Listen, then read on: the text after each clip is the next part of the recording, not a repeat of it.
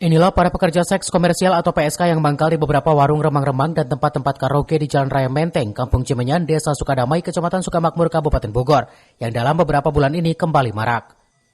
Maraknya kembali para PSK di kampung tersebut karena merasa aman dan adanya perlindungan dari oknum petugas, hingga para wanita penjajah cinta berani terang-terangan menawarkan jasanya pada pengunjung warung dan juga untuk transaksi seks dapat langsung dilakukan di warung yang menyediakan kamar-kamar.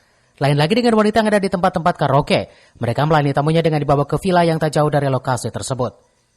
Seperti yang diutarakan AN, salah seorang PSK yang mengaku janda anak satu dan baru berumur 20-an, dengan memasang tarif Rp250.000 sekali kencan sudah termasuk kamar yang ada.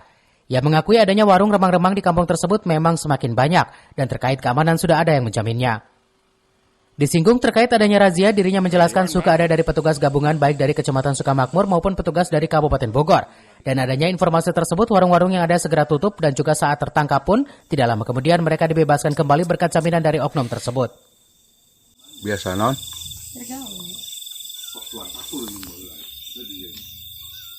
Berapa duit nih pasaran ini?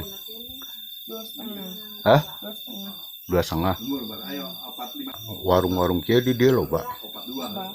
Hah? Beda-beda harga. Cenah nambahan cenahnya, ngarubahannya. Rubah nu anyar loh, Pak.